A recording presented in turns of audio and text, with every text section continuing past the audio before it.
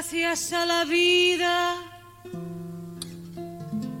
que me ha dado tanto, me dio dos luceros que cuando los abro perfecto distingo lo negro del blanco, y en alto cielo su fondo estrellado,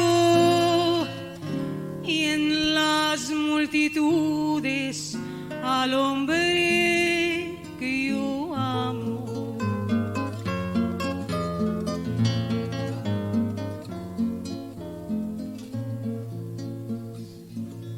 Gracias a la vida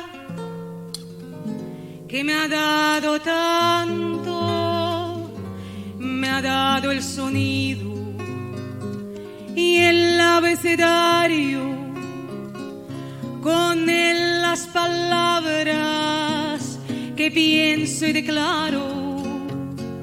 Madre, amigo, hermano, y luz alumbrando, y la ruta del alma del que estoy amando.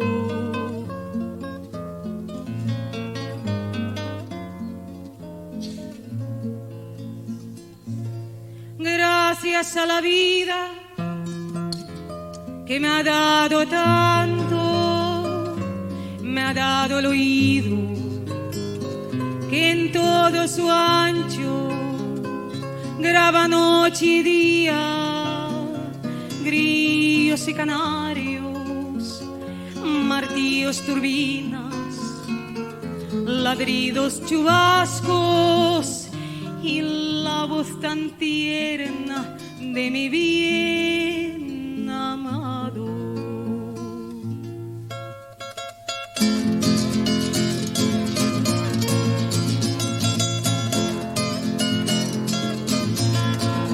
Gracias a la vida que me ha dado tanto, me ha dado la marcha de mis pies cansados, con ellos anduve ciudades y charcos, playas y desiertos, montañas y llanos, la casa tuya, tu calle y tu patio.